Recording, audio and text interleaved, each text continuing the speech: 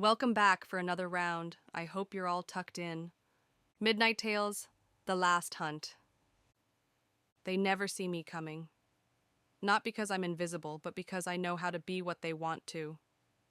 See? A smile, a passing glance. The subtle lean that whispers you're safe with me. It works every time. Studs are the easiest to find. They carry themselves like hunters already, sharp in their swagger, eyes, cutting the room before they even sit down. Most people see armor. I see the cracks. That's what excites me the moment I slip through. When the predator realizes too late she was prey, all along. I've collected 12 already, each one different, each one beautiful in the way she unraveled. They don't haunt me. If anything, I crave them still, like a song I can't stop humming. But tonight is special. 12 women who thought they were sharper, stronger, untouchable. 12 women who swaggered into bars, leaned against walls with that practiced ease, drank whiskey neat, and dared the world to test them. I tested them, and they all failed. Each hunt had its rhythm, some easy, some drawn out like foreplay, but one will always stand out as my favorite. Her name was Tasha, tall, broad-shouldered, a tattoo curling up her neck that dared me to try. She played pool at a dive on 8th, surrounded by friends who thought she was the wolf in their pack. What they didn't see, what I saw, was the flicker in her eyes every time she broke a rack. That tiny fracture of doubt, like she didn't quite believe her own confidence. By the time I kissed her behind the bar, she thought she was in control. That was my favorite part, the surrender disguised as dominance. Tasha lasted 3 days before she broke. 3 days of fire, fight, and finally the sweetest silence I've ever heard. She taught me patience. She taught me that the best hunts aren't the quickest, but the ones that linger, that stretch out every delicious second. 12 hunts, each one etched into me like scripture. But tonight I'm writing a new verse, and I think she might be my masterpiece. I wasn't even hunting that day. The mall was just a distraction, a place to watch the ordinary ebb and flow of people pretending their lives mattered. But then I saw her. Skrills. She moved through the crowd like she owned it, gravity bending with each step. Clean cut, waves, sharp under her cap, gold chain catching the light. She wore the kind of fitted jeans that spoke of both comfort and control. And that confidence? God. It wasn't loud. It was quiet, assured. The kind that said, I don't need to prove anything because I already am everything. I knew then she was supposed to be mine. But it wasn't until later that night, at the club, that the universe confirmed it. She walked in like music personified, neon lights dancing off her chain, laughter weaving through the bass line. And when her eyes swept the crowd, landing briefly on me, my pulse quickened. It felt like being chosen. Skrills wasn't just another hunt. She was going to be the one that proved I was untouchable. Hunting is foreplay. Anyone who says otherwise is lying. The kill is nothing without the chase. Skrills lit up the club like a neon god, but I wasn't interested in the glow. I wanted the cracks, the moments when her shoulders dipped after a laugh, when her smile lingered too long. When she finally left, I followed.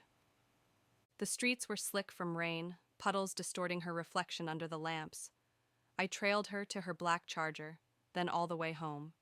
Low-rise apartments, curtains glowing warm.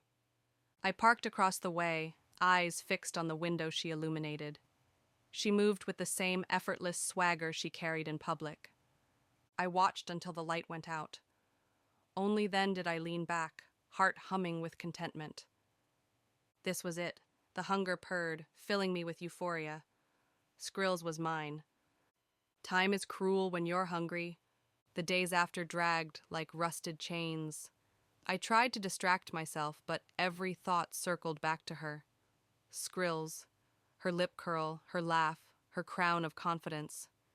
At night, I dreamed of her. The sound she would make right before she realized. The crack in her voice when she slipped from hunter to prey.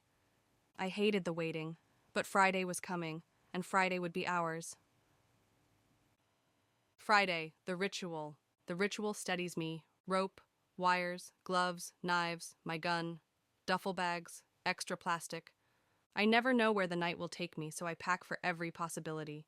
Each item laid out carefully on the bed, each one polished and ready.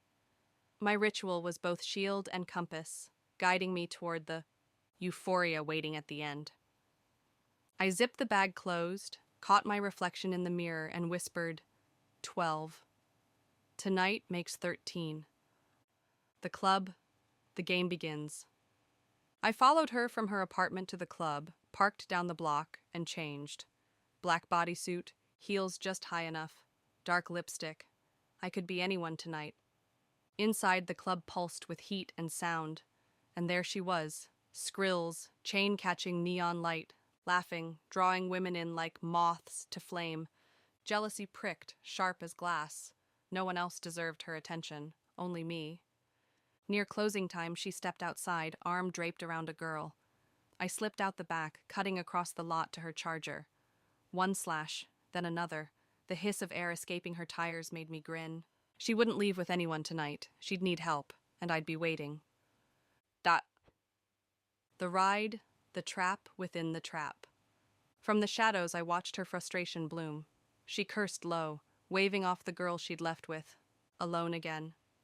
Perfect. I strolled over, warmth in my voice. Need a hand? Depends, she smirked. You good with tires? I laughed. Not tonight, but I can give you a ride. Minutes later, she was in my passenger seat, casual, unbothered. We made small talk, her confidence a steady hum. My fingers toyed with the syringe. The road stretched empty. My moment came. The needle slid in clean. Her gasp cut off into silence as her body sagged. Sweet dreams, Skrills.